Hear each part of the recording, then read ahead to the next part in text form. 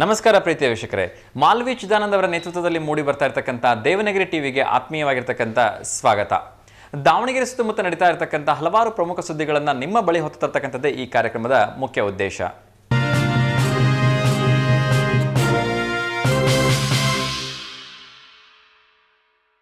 ದಾವಣಗೆರೆಯ ಜೈನ್ ಶಾಲೆಯ ವಿದ್ಯಾರ್ಥಿಗಳಿಂದ ಸೈನ್ಸ್ ಆ್ಯಂಡ್ ಆರ್ಟ್ಸ್ ಎಕ್ಸಿಬಿಷನನ್ನು ಹಮ್ಮಿಕೊಳ್ಳಲಾಗಿತ್ತು.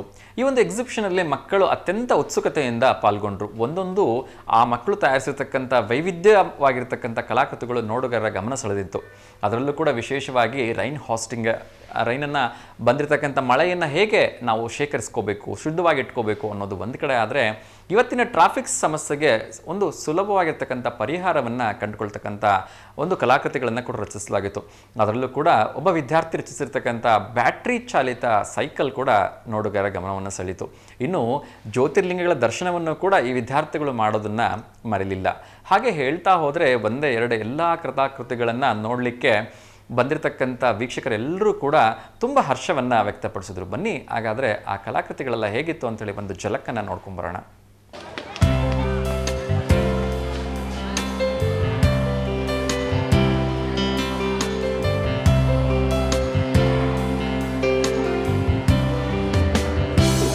ಸರ್ ನಮಸ್ತೆ ಸರ್. ನಾನು ಜೈನ್ ವಿದ್ಯಾಲಯದಲ್ಲಿ HM ಅಂದರೆ ಪ್ರೈಮರಿ ವಿಂಗ್.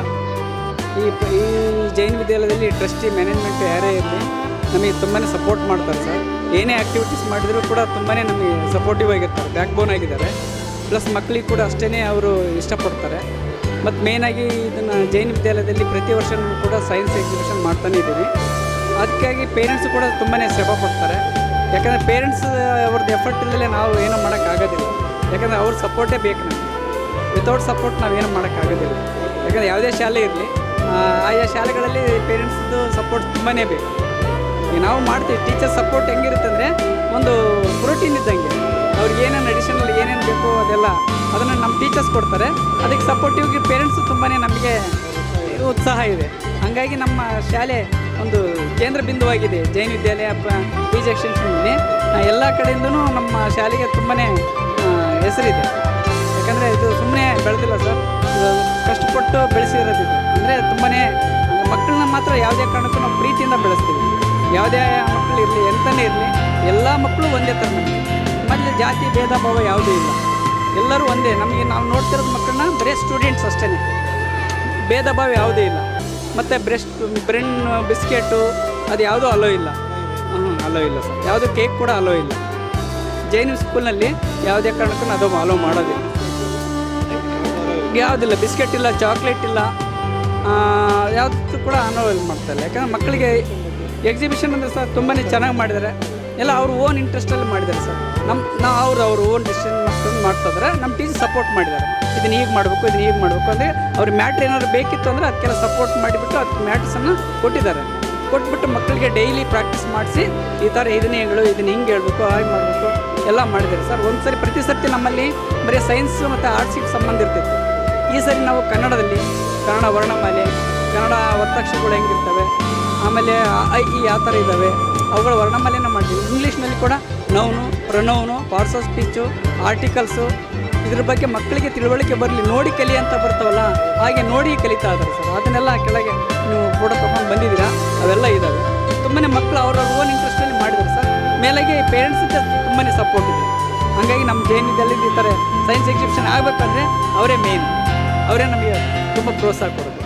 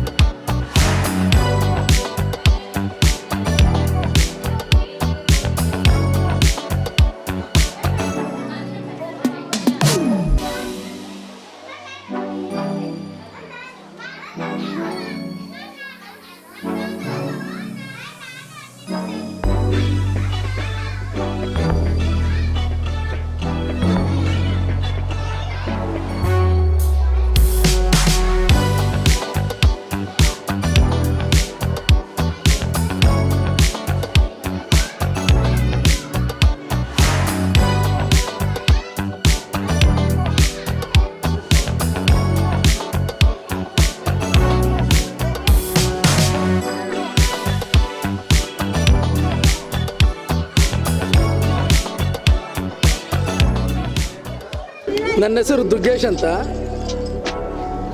ನನ್ನ ಮಗ ಇಲ್ಲೇ 7th ಸ್ಟ್ಯಾಂಡರ್ಡು ಜೈನ್ ಸ್ಕೂಲಲ್ಲಿ. ಇವತ್ತು ಸೈನ್ಸ್ ಎಕ್ಸಿಬಿಷನ್ ನಡೀತಾ ಇದೆ. ಇವಾಗ ಸ್ಕೂಲಲ್ಲಿ ಎಲ್ಲ ಮಕ್ಕಳುಗಳು ಕೂಡ ಭಾಳ ಚೆನ್ನಾಗಿ ಮಾಡಿದ್ದಾರೆ. ಅವರ ನಾಲೆಡ್ಜಿಗಿಂತ ಜಾಸ್ತಿ ಮೀರಿದ ಪ್ರಯತ್ನನ ಪಟ್ಟಿದ್ದಾರೆ. ಎಲ್ಲ ಹುಡುಗರುಗಳು ಕೂಡ ತುಂಬ ಆ್ಯಕ್ಟಿವ್ ಆಗಿ, ಆಮೇಲೆ ತುಂಬ ಸ್ಪೋರ್ಟಿವ್ ಆಗಿ ಒಳ್ಳೆ ಎಕ್ಸಿಬಿಷನ್ ಮಾಡಿದ್ದಾರೆ. ಈಗಿನ ಇದಕ್ಕೆ ನೋಡಿದರೆ ಹುಡುಗರು ಸೈನ್ಸ್ ಎಕ್ಸಿಬಿಷನ್ನಲ್ಲಿ ಅವರು ಎಲೆಕ್ಟ್ರಿಕಲ್ ಐಟಮ್ಸ್ಗಳು ವರ್ಕ್ ಮಾಡಿದ್ದಾರೆ. ಅದು ನಮಗೆ ಇನ್ನೂ ತಿಳ್ಕೊಳಕ್ಕಾಗೋದಿಲ್ಲ, ಅವರು ಅಷ್ಟು ಎಕ್ಸ್ಪ್ಲೇನ್ ಮಾಡ್ತಾ ಇದ್ದಾರೆ. ಅದು ನೋಡಿದರೆ ಖುಷಿ ಆಗುತ್ತೆ. ಜೈನ್ ಸ್ಕೂಲಿಂದ ಎಕ್ಸಿಬಿಷನ್ಗಳು ಇದು ಲಾಸ್ಟ್ ಇಯರು ಮಾಡಿದರು, ಹಿಂದೆನೂ ಮಾಡಿದರು. ಇದೇ ರೀತಿ ಚೆನ್ನಾಗಿ ನಡೆಸ್ತಾ ಬರ್ತಾ ಇದ್ದಾರೆ. ಫೈರ್ ಕ್ಯಾನಲ್ ಅಂತ ಮಾಡಿದ್ರಂತೆ. ನಿಮ್ಮ ಹೆಸರು ಏನಪ್ಪ? ಯಶಸ್ಸು. ನಿನ್ನ ಹೆಸರು ಭುವನ್. ಆದರ್ಶ್. ನಿನ್ನ ಹೆಸರು ಅಯನ್. ಇವರೆಲ್ಲ ಹುಡುಗರುಗಳು ಸೇರಿಕೊಂಡು ಒಳ್ಳೆ ಇದು ಮಾಡಿದ್ದಾರೆ. ಇವ್ರದ್ದು ಇದು ಆದರೆ ಒಳಗೆ ಇನ್ನೂ ಹುಡುಗರುಗಳು ಭಾಳ ಚೆನ್ನಾಗಿ ಮಾಡಿದ್ದಾರೆ. ಎಲ್ರಿಗೂ ಆಲ್ ದಿ ಬೆಸ್ಟ್, ಒಳ್ಳೆಯದಾಗಿ.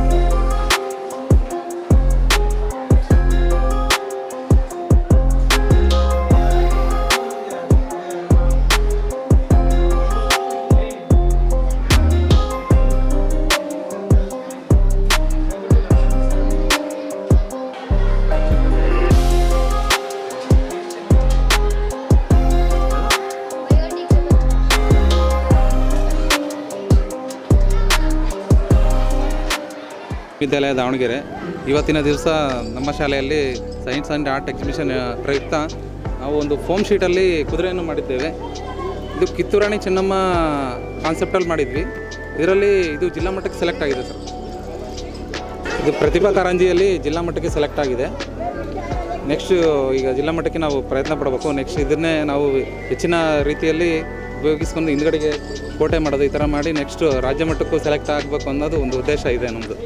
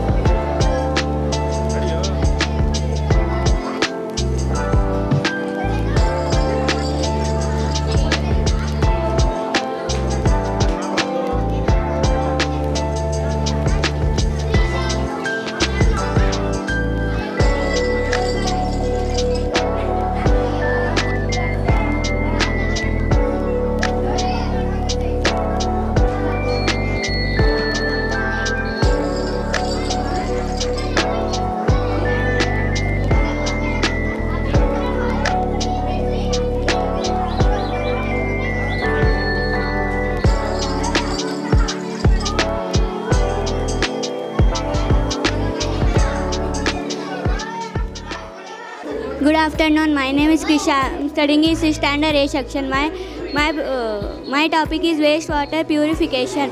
Layer model component. Large stone catches the biggest trust. Small petals catches the medium sized trust.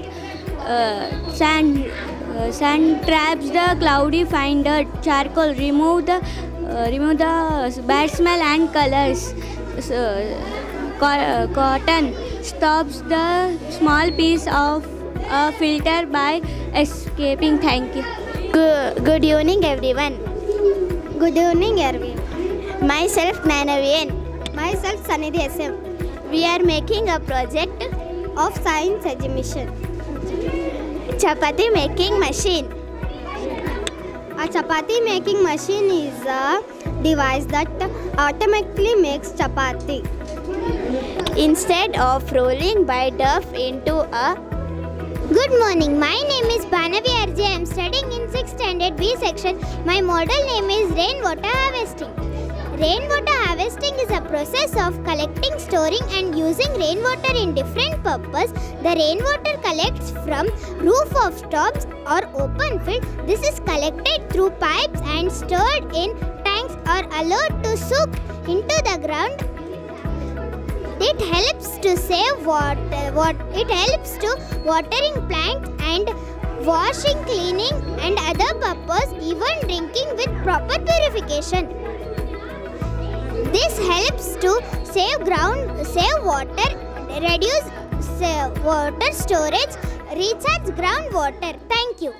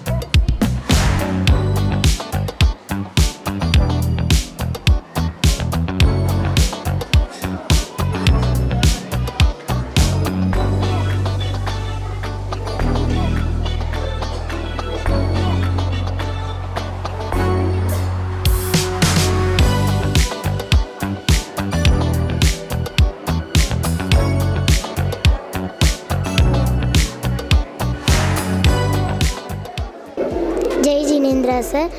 ನನ್ನ ಹೆಸರು ಅನನ್ಯ PH. ನಾನು 4ನೇ ತರಗತಿ B ವಿಭಾಗದಲ್ಲಿ ಓದುತ್ತಿದ್ದೇನೆ. 12 ಜ್ಯೋತಿರ್ಲಿಂಗಗಳಲ್ಲಿ ನನಗೆ ಸಿಕ್ಕಿರುವ ವಿಷಯ ಓಂಕಾರೇಶ್ವರ ಮತ್ತು ನಾಗೇಶ್ವರ ಜ್ಯೋತಿರ್ಲಿಂಗಗಳು. ಓಂಕಾರೇಶ್ವರ ಜ್ಯೋತಿರ್ಲಿಂಗ. ಓಂಕಾರೇಶ್ವರ ದೇವಸ್ಥಾನದ ಇತಿಹಾಸದ ಪ್ರಕಾರ ಇದು ಮಧ್ಯಪ್ರದೇಶದ ಖಾಂಡ್ವಾ ಜಿಲ್ಲೆಯಲ್ಲಿದೆ. ಇಲ್ಲಿಗೆ ಭೇಟಿ ನೀಡಿದರೆ ಎಲ್ಲ ಪಾಪಗಳು ನಾಶವಾಗಿ ಮೋಕ್ಷ ಪ್ರಾಪ್ತಿಯಾಗುತ್ತದೆ ಎಂಬ ನಂಬಿಕೆ ಇದೆ ಮತ್ತು ಬ್ರಹ್ಮನು ಮೊದಲು ಓಂಕಾರವನ್ನು ಉಚ್ಚರಿಸಿದ ಸ್ಥಳವೂ ಇದೆ ಎಂದು ಹೇಳಲಾಗುತ್ತದೆ.